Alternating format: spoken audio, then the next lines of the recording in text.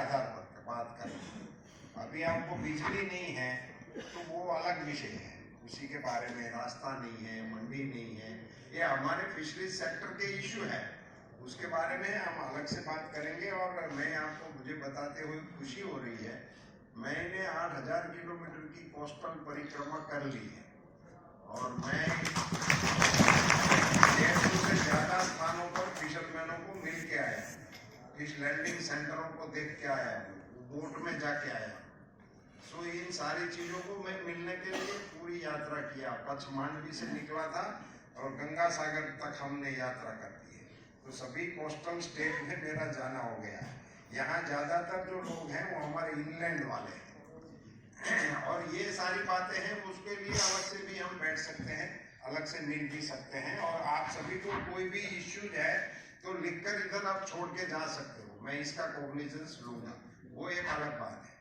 विषय ये था कि हमारे मछुआरे समाज को और उसमें इंश्योरेंस का जो कारोबार है वो इतना सही तरीके से, ये देखो एक हमारा जो अपना ये एक्सीडेंटल ग्रुप इंसिडेंटल का हमारा इंश्योरेंस चल रहा है, तो इसके अच्छे अनुभव आ रहे हैं। जिन फिशरमैनों को इनका बेनिफिट मिलता है उनको सही समय पे मिल जाता है। वो बहनें बता रही थी कि उसको लेन देन में भी कोई दिक्कत नहीं हो रही है, वो हमें सुनने को मिलता है। मगर नहीं है क्या, तो ये क्रॉप इंश्योरेंस इसमें नहीं है। तो जिस प्रकार से एग्रीकल्चर में क्रॉप इंश्योरेंस है, उसी तरह से हमारे में नहीं है। एक विषय ये सामने आता है। दूसरा, हमारा व्हीकल इंश्योरेंस नहीं है, वेसल्स जो है उसके बारे में भी ठीक से वो सिस्टम नहीं है। तो वो दोनों को कैसे ठीक किया जाए, और वेदर का जो यहाँ प्रेजेंटेशन हुआ वो अभी बन रही है स्थिति। मैं मानता हूँ कि ये सबसे अच्छा और उपयुक्त डेवलपमेंट हो सकता है अगर इसको हम अच्छी तरह से लागू कर सके तो। क्योंकि फिशरमैनों को आने वाले दिनों में ये जो वार्मिंग का चल रहा है पूरी दुनिया में, और इसी के चलते जो हमारे सामने संभावित समस्याएं आने वाली है, उसमें ये प्रोडक्ट हमारे काम में आ सकती है। तो बैंक से आए हुए लोग, इंश्योरेंस से आए हुए लोग और फिशरीज में काम करने वाले लोग, और मीरा बेन ने जैसे बताया कि ये इंश्योरेंस में यदि ज्यादा लोग बेनिफिशियरी होंगे तो ही ये स्कीम अच्छी तरह से सक्सेसफुल चलेगी।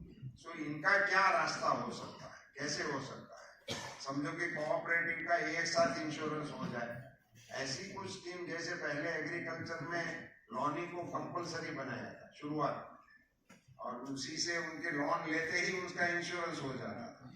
तो मैं मानता हूं कि व्हीकल में ये दाखिल कर देने जैसा है। वेसल, उसी सिस्टम यदि वेसल्स में हम लागू कर दे तो सारे वेसल अपने आप में इंश्योर हो सकते हैं।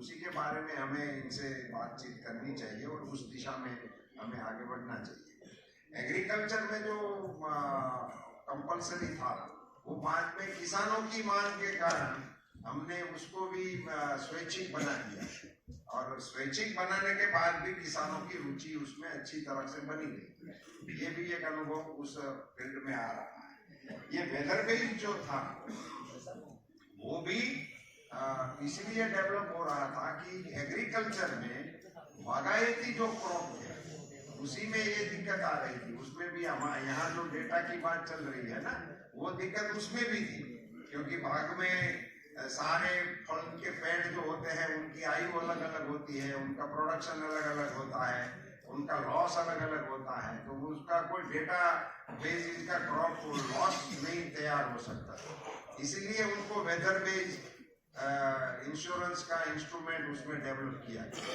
और इनके बेनिफिट के लिए काम में आज आ भी रहा है। मगर ये भी अभी इतना, जैसे वो क्रॉप इंश्योरेंस चल रहा है, इतना अच्छी तरह से अभी भी एस्टैब्लिश नहीं है। उसमें कुछ टेक्निकल भी कमियां अभी तक वेदर स्टेशन वगैरह की जो है वो उसमें। मगर अभी मेरा आप सबसे ये अनुरोध है कि आप इसके, हमारे सचिव महोदय ने जैसे बताया कि हम इस पर काम कर रहे हैं कि कुछ नेशनल एक प्रकार की गाइडलाइंस बन जाए।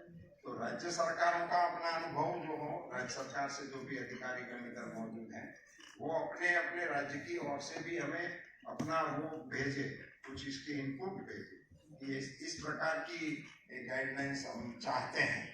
और फिशरमैनों की ओर से भी जो भी इनके एसोसिएशन के मुखिया है, उन लोगों से भी मेरा अनुरोध है कि वो भी हमारी इनकी ओर से अपनी इंश्योरेंस के रिलेटेड डिमांड्स जो है वो हमारे सामने रखने का प्रयास करें, और हम बैंकर्स और बाकी इंश्योरेंस कंपनी वालों के साथ बैठ के हमारे ऑफिसर्स इसकी गाइडलाइंस बनाएंगे और इसको पब्लिकली भी हम रखेंगे। फिर भी आप उस पर अपना सुझाव पेश कर सकते हैं, इसको पब्लिक डोमेन में भी डाला जाए।